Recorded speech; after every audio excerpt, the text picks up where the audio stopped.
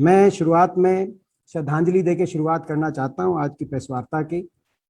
जो सभी कोरोना काल में दूसरी लहर में पूरे देश में जिन बहुत से हमारे नागरिकों की मृत्यु हुई, उनके सभी के प्रति श्रद्धांजलि व्यक्त करते हुए उनके परिजनों को ईश्वर शक्ति दे, देश को शक्ति दे, देश इसमें से आगे निकले। साथ ही उन किसान परिवारों के प्रति भी श्रद्धांजलि मैं व्यक्त करता हूं जिनकी एक लंबे 6 महीने से जो किसान आंदोलन चल रहा है, उसमें भी बहुत से किसानों की अलग अलग आंकड़े हैं, मगर 400 से ज़्यादा जो किसान जो है उन्होंने अपनी जान कुर्बान की है। उनकी जो है इन धरनों पे उनकी जानें इन धरनों पे गई हैं, तो उनके प्रति भी श्रद्धांजलि व्यक्त करते हैं। 2-3 इशू मैं आज आपके सामने रखना चाहता हूँ। लंबे समय के बाद ये प्रेस कॉन्फ्रेंस हो रही है और आप समझ सकते हैं कि आपसे मैं लंबे समय के बाद, क्योंकि ये समय नहीं था, मैं नहीं समझता था कि जब ये कोरोना की दूसरी लहर चल रही थी तो उस समय कोई राजनीति का समय था। हम सबको अपने अपने रिस्पॉन्सिबिलिटी निभाने का समय था, अपना इंसानी फर्ज निभाने का समय था। और इसीलिए उस समय मैंने कोई प्रेस कॉन्फ्रेंस इस दौरान नहीं करी, या कोई ऐसा कोई प्रेस स्टेटमेंट भी इस दौरान आपने देखा होगा मेरी कोई ऐसी नहीं आई जिसमें केवल आरोप प्रत्यारोप की बात हो। कुछ सुझाव की प्रेस स्टेटमेंट्स मैंने ज़रूर दी हैं, मगर तो इसी एक लंबे समय के बाद ये प्रेस कॉन्फ्रेंस आ रही है। इसमें 4 विषय हैं। पहला तो जो नीति आयोग के भी आंकड़े हैं उससे मैं शुरुआत करूंगा। नीति आयोग ने जो अपनी एसडीजी की रिपोर्ट सारे प्रदेशों की प्रकाशित करी है, वो एक हरियाणा की इस गंभीर परिस्थिति में पहुंचा दिया गया है मौजूदा सरकार द्वारा, उसको नीति आयोग ने दर्शाया है। तो उस पर 2 मिनट में अपनी बात रखूंगा। उसके बाद ये जो दूसरी लहर रही कोरोना की, इसको लेकर सरकार ने कैसे हैंडल किया, और एक एक कमेंट में जो प्रदेश में मौजूदा अनएम्प्लॉयमेंट की भयावह परिस्थिति है और कल एमएसपी के जो एमएसपी की घोषणा हुई है उन पे भी एक एक कमेंट करूंगा, फिर आप सबके प्रश्न लेंगे। सबसे पहले तो अब नीति आयोग पे आए। नीति आयोग ने जो 17 मानक एसडीजी के, उन पे हर प्रदेश का क्या परफॉर्मेंस रही, उस पे अपना रिपोर्ट कार्ड भारत सरकार ने प्रकाशित किया। और भारत सरकार ने पूरी तरह से प्रकाशित करने के बाद इन आंकड़ों को हरियाणा सरकार के झूठे दावों की पोल खोलने का काम भारत सरकार ने किया, नीति आयोग ने किया, और कुछ सच्चाई सामने रखी। आज के सारे अखबारों में, क्योंकि हमारे अखबार हरियाणा पंजाब के कई अखबार कंबाइंड भी हैं, चंडीगढ़ में सारे कंबाइंड छपते हैं, तो आपने देखा होगा पंजाब सरकार ने बड़ी बड़ी ऐड प्रकाशित की हुई हैं कि शिक्षा में नीति आयोग ने नंबर 1 पे पंजाब को रखा है, 2-3 और मानकों में नंबर 1 को पंजाब को रखा। तो मैं सोच रहा था कि हरियाणा सरकार अगर कोई ऐड प्रकाशित करे, हालांकि उन्होंने करी है, अपनी तरफ से घुमाने की कोशिश करी है, तो कौन सी 3 ऐसी चीज हैं या 2 ऐसी चीज हैं जिसमें हरियाणा टॉप पे आया है। हम सब जानते हैं कि हरियाणा का ओवरऑल हरियाणा 14 नंबर पे पहुंच गया, 14वें स्थान पे पहुंच गया। नंबर 1 हरियाणा बोलते थे। बहुत से मापदंडों के अनुसार ये प्रदेश 2014 तक देश में जो सबसे आगे के प्रदेश थे उनमें गिनती थी। प्रति व्यक्ति आय, प्रति व्यक्ति निवेश, विकास दर, इकोनॉमिक ग्रोथ रेट, इनमें हरियाणा देश में नंबर 1 पे आ रहा था। कृषि उत्पादकता, खेल खिलाड़ियों का परफॉर्मेंस, बहुत से ऐसे आंकड़े थे। हरियाणा की गिनती देश में नंबर 1 पे थी। अब क्या है, किन चीजों में नंबर 1 पे है, यानी टॉप 3 में हरियाणा टॉप 3 में 3 चीजों में नंबर 1 अनएम्प्लॉयमेंट, बेरोजगारी में। अच्छा, ये हम सीएमआई के, क्योंकि जो मुख्यमंत्री जी हैं, जो सेंटर मॉनिटरिंग इंडियन इकोनॉमी है वो लगातार हर महीने के आंकड़े दे रही है और पिछले लगभग 20 महीनों से हरियाणा देश में नंबर 1 या नंबर 2 पे रहता है बेरोजगारी में। और मगर मुख्यमंत्री जी बोलते हैं कि वो जो है क्योंकि वो सरकार भारत सरकार की नहीं है CMI ही, और इसीलिए उस पर विश्वास नहीं किया जा सकता। चलिए ठीक है, उस पर विश्वास नहीं करते, मगर नीति आयोग पे कर लेते हैं, भारत सरकार पे, मोदी जी की सरकार है। उनके अनुसार बेरोजगारी में हरियाणा बड़े राज्यों में तीसरे स्थान पे है। नंबर 1 बिहार, और नंबर 2 पे केरला, और नंबर 3 पे हरियाणा। केरल जो नंबर 2 पे है, मार्जिनली हरियाणा से आगे, उसमें यह बताया गया है कि केरल में जितने बेरोजगार हैं उसमें ज्यादातर, उसमें आधे से ज्यादा महिलाएं हैं, वहां पे महिलाएं जॉब सीकर्स हैं। तो सही मायने में हरियाणा की तुलना बिहार से आप कर सकते हैं। तो टॉप 3 में एक तो बेरोजगारी मैंने बता दिया, बेरोजगारी में है। दूसरा, हरियाणा टॉप 3 में अपराध में। नीति आयोग ने दर्शाया कि प्रति 1000 जनसंख्या मर्डर रेट, हत्या, झारखंड के बाद हरियाणा मार्जिनली नंबर 2 पे है, नहीं तो लगभग झारखंड और हरियाणा बराबर है। 2 चीजों में हरियाणा टॉप पे आ गया, बेरोजगारी और अपराध। बेरोजगारी में बिहार के मुकाबले में बराबर, और अपराध में झारखंड के मामले में बराबर। ये वो प्रदेश है जिसका उदाहरण दिया जाता था देश में सबसे आगे कानून व्यवस्था के मामले में की बात की तुलना की जाती हो या विकास दर की तुलना की जाती हो, देश में अग्रणी राज्यों में हरियाणा की गिनती होती थी। और ओवरऑल, जैसे मैंने बताया कि ओवरऑल 100 में से 67 अंक प्राप्त करके 14वें स्थान पे रहा। खास तौर पे 3 चीजों में बड़ी बुरी तरह खिसका हरियाणा, पीछे चला गया। किन चीजों में खिसका या पिछड़ा?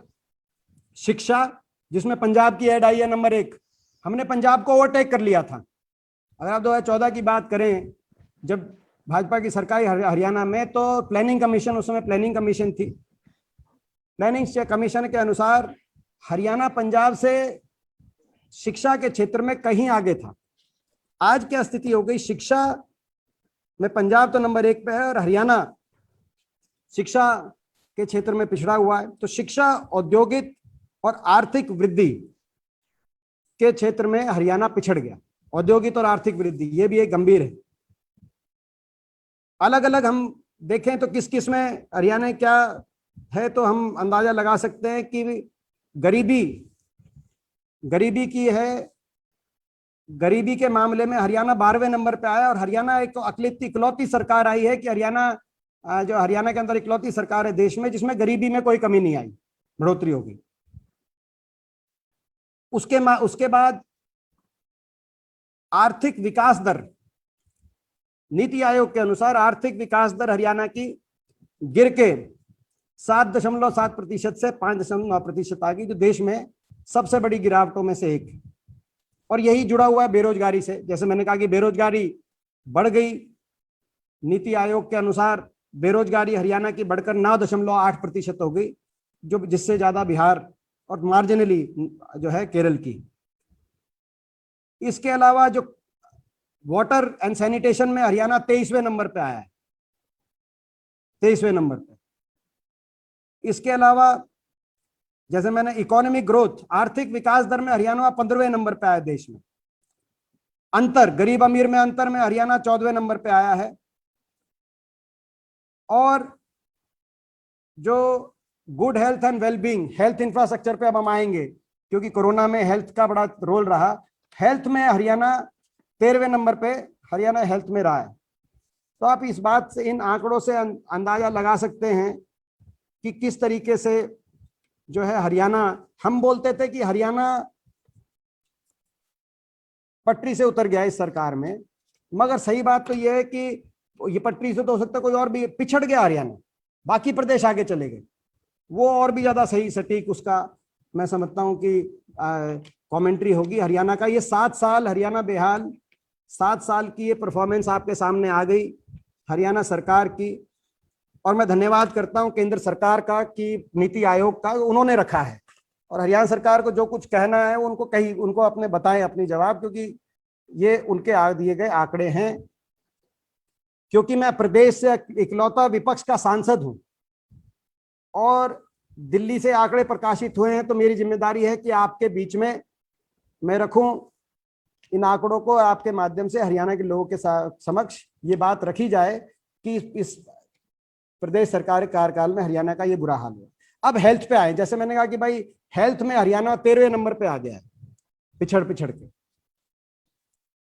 और जिन राज्य, उड़ीसा जैसे राज्य, ऐसे ऐसे राज्य हरियाणा से आगे निकल गए हेल्थ में, जिसकी आप जो कभी पहले तुलनात्मक राज्यों में नहीं आते थे। राजस्थान, क्योंकि जो है माना जाता था कि हरियाणा आगे है, मगर ऐसे ऐसे राज्य हरियाणा से आगे निकल गए। हेल्थ इंफ्रास्ट्रक्चर से पहले मैं कोरोना पे बात करूंगा। जैसे मैंने कहा कि दूसरा, ये तो आज पहला तो मैंने नीति आयोग की बात आपके सामने रखी कि स्थिति गंभीर है, हरियाणा की सरकार को जागना पड़ेगा और सुधारनी पड़ेगी अपनी परिस्थिति। इतनी तेजी से गिरावट जो बाकी राज्यों की तुलना में हो रही है, हर क्षेत्र में जो गिरावट हो रही है, ऐसा नहीं होना चाहिए कोई कि एक राज्य हर क्षेत्र में गिरे इतने तेजी से, बाकी राज्य आगे निकले और भारत सरकार बताए और उस प्रदेश सरकार संज्ञान ना ले। अब आए हम कोरोना पे। जहां तक कोरोना की बात है, दूसरी लहर की बात है, मैंने इस पूरे दौरान कोई प्रेस कॉन्फ्रेंस या कोई ऐसी स्टेटमेंट इसलिए नहीं दी क्योंकि ये समय राजनीति का नहीं था। एक दूसरे का हाथ पकड़ के ही हमारी इंसानी जिम्मेदारी थी कि हम इसमें से बाहर निकलें। सभी ने, आपने, हमने, सबने जो हो सकता था एक दूसरे की मदद में हम लोग लगे हुए थे, अपना अपना योगदान दे रहे थे। मगर कहीं ना कहीं अब जब सेकेंड वेव थोड़ी सी कम हुई है, हम इससे निकल रहे हैं, तीसरी वेव की तैयारी भी हमें करनी है। इस समय हमें प्रदेश सरकार ने कैसे हैंडल करी, उस पर भी हमें अपनी दृष्टि दौड़ानी होगी। मेरा मानना है कि प्रदेश सरकार विफल रही है, वो सब जानते हैं, मगर विफल के साथ साथ असंवेदनशील और प्रदेश सरकार का असंवेदनशील अहंकारी रवैया भी रहा है, जो कि बहुत दुर्भाग्यपूर्ण है। अगर आप देखें किस तरह से लोगों ने ये समय निकाला, दवाई की किल्लत रही, रेमडेसिविर की बात हो, टोसिलिजुमैब की बात हो, अभी जो ब्लैक फंगस की इंजेक्शन है वो आज तक नहीं है, हर रोज खबरें आ रही हैं आपके अखबारों में। दवाई की कमी रही, जब जरूरत पड़ी तो ऑक्सीजन की कमी रही, जब जरूरत पड़ी तो बेड्स की कमी रही, वेंटिलेटर्स की कमी रही प्रदेश के अंदर, और उससे भी ज्यादा जो कमी रही वो संवेदनशीलता की कमी रही। प्रदेश सरकार ने ऐसा रवैया अपना लिया कि किसी चीज की कमी नहीं है, प्रदेश में सब कुछ ठीक है। चाहे मुख्यमंत्री जी हो, चाहे स्वास्थ्य मंत्री हो, उनके आप लगातार बयान देखें, उनके दौरे जो भी हुए, बीच में एक दो बार वो गए किसी किसी जिले में और कहा कि किसी चीज की कमी नहीं है, सब कुछ ठीक है। मुझे वो बयान सुन के बहुत दुख होता था, क्योंकि आप लोगों को भी और हमें भी हर रोज हजारों कॉल आते थे, किस तरीके से लोग इन सारी कमियों से जूझ रहे थे अपनी जान बचाने के लिए। कमियां रही, कमियों को अस्वीकार कर दिया गया कि भाई कोई कमियां नहीं है, सब कुछ ठीक है। विपक्ष को कह दिया गया, जब चिट्ठी लिखी नेता विपक्ष चौधरी उपेंद्र सिंह हुड्डा जी ने कि हम ऑल पार्टी मीटिंग, ना तो ऑल पार्टी मीटिंग रखेंगे और ना ही आपकी चिट्ठी का जवाब देंगे। ऐसी असंवेदनशीलता हमने नहीं देखी कि भाई हरियाणा अकेला प्रदेश ऐसा बना जिसमें ना तो ऑल पार्टी मीटिंग रखी गई और ना ही चिट्ठी का जवाब भी दिया गया। यहां तक कि आप देखें बंगाल में जाके वहां पे मीटिंग हो रही है तो मीटिंग में नेता विपक्ष को वहां पे बुलाया जा रहा है। पूरे देश के अंदर एक स्थान है प्रजातंत्र के अंदर, मगर हरियाणा में मुख्यमंत्री जी ने कहा कि हम सक्षम हैं और हमें जो है ऑल पार्टी मीटिंग की या किसी नेता विपक्ष की चिट्ठी की जवाब देने की आवश्यकता नहीं है। मैं उसके बाद एक और चीज आपसे कहना चाहूंगा, पिछली बार जब पहली लहर थी तो सांसदों की भी बैठक बुलाई जाती थी। 3-4 बैठकों में मैं स्वयं मौजूद था। मुख्यमंत्री जी सारे सांसदों से टेली कॉन्फ्रेंस के माध्यम से पूछते थे और एक उस दिशा में भी एक बैठक ऑल सारे एमपीज की बुलाई जाती। इस दूसरी लहर में जब इतनी मुश्किल में चपेट में हम देश और प्रदेश आया हुआ था तो कोई सांसदों की भी बैठक नहीं बुलाएगी। मैं आपकी जानकारी में लाना चाहता हूं। मैं क्योंकि 14 तो बीजेपी के सांसद हैं दिल्ली में, हरियाणा में 15 सांसद हैं, 10 लोकसभा के, 5 राज्यसभा के, 14 बीजेपी के हैं। उनको भी अपनी बात रखने का अधिकार था, उनके क्षेत्र के अंदर क्या हो रहा है क्या नहीं, और हमें भी अधिकार था। हम भी लोगों से जुड़े हुए रहते हैं, कुछ अच्छे सुझाव देते, कुछ ऐसे सुझाव देते जो आपको स्वीकार होते या अस्वीकार कर देते आप। मैं मुख्यमंत्री जी ने जवाब दिया कि इसीलिए जवाब नहीं दिया चिट्ठी का, इसीलिए हरियाणा अकेला प्रदेश है जहां ऑल पार्टी मीटिंग नहीं बुलाई गई, क्योंकि उन्होंने ये निष्कर्ष निकाल लिया कि राजनीति करेंगे विपक्षी दल। मैं कहना चाहता हूं क्या इस आधार पर संसद में भी चर्चा बंद हो जानी चाहिए? क्या विधानसभाओं में भी चर्चा बंद हो जानी चाहिए? जब कानून बनते हैं, जब देश के विषम विषयों पे अपने अपने विचार सांसद विधायक व्यक्त करते हैं, कोरोना के विषय पे भी जब संसद खुलेगी तब चर्चा होगी, बहस होगी, तो कुछ अच्छे सुझाव भी देगा विपक्ष। हो सकता है कुछ राजनीति की बात भी करे। क्या आप राजनीति की बात नहीं करेंगे? तो ये कहकर एक प्रजातंत्र में विपक्ष को सिरे से नकार के कहना सब कुछ ठीक है, प्रदेश में किसी चीज की कोई कमी नहीं है, हम सच बताएं तो किसके सामने बताएं? अभी तक हम बोले नहीं। हम इसलिए नहीं बोले कि हमारा इंसानी फर्ज था, जिसको मैं भी निभा रहा था, आप भी निभा रहे थे, मगर दुर्भाग्य की बात है। अब मैं कुछ चीजें पॉइंटेड सवाल पूछना चाहता हूं सरकार से हेल्थ इंफ्रास्ट्रक्चर को लेकर। क्यों हरियाणा नीति आयोग के अनुसार स्वास्थ्य के क्षेत्र में इतनी बुरी तरह गिर गया, बाकी प्रदेश आगे निकल गए? उसका कारण है, पहले हमने क्यों सबसे आगे राज्यों में होते थे प्लानिंग कमीशन के अनुसार और अब सबसे पीछे के राज्यों में हो रहे हैं स्वास्थ्य में, केवल स्वास्थ्य की बात कर रहा हूं मैं, क्योंकि पिछले 7 साल से हेल्थ इंफ्रास्ट्रक्चर की तरह सरकार ने ध्यान ही नहीं दिया। मैं उदाहरण देता हूं, हमारी कांग्रेस पार्टी की हुड्डा सरकार के कार्यकाल में हरियाणा में 136 सब हेल्थ सेंटर, 53 पीएचसी, 37 सीएचसी और 25 जनरल हॉस्पिटल डिस्ट्रिक्ट लेवल के, और बाकी जनरल हॉस्पिटल जो या तो नए बने या जैसे हिसार, झज्जर, पानीपत, जींद, पंचकुला, गुड़गांव, वहां पर उनको नया रूप दिया गया। जैसे पंचकुला में आप जाके देखेंगे, आप लोग कुछ लोग पंचकुला से, क्योंकि आप लोग चंडीगढ़ से वो है तो पंचकुला वाले से आप वाकिफ होंगे, तो उनको किया गया। दूसरी ओर 2019 में एक प्रश्न पूछा गया आरटीआई के माध्यम से, 19 में, 20 में तो कुछ हुआ नहीं, कोरोना चल रहा है, कि कितने नए अस्पताल बनाए गए खट्टर सरकार में, तो आरटीआई में जवाब आया कि एक भी नहीं बनाया गया। और वो जो सूचना देने वाला अधिकारी है उसको निलंबित कर दिया गया।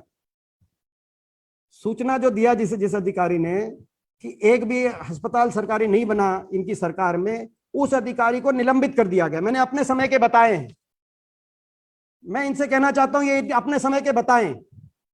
आरटीआई वाले अधिकारी को तो निलंबित कर दिया आपने, हमें नहीं कर सकते निलंबित, हम पूछेंगे। आप बताएं प्रदेश के सामने 7 साल में आपके कितने ग्रामीण अस्पताल बने, कितने शहर में अस्पताल बने। इसी प्रकार से मेडिकल कॉलेज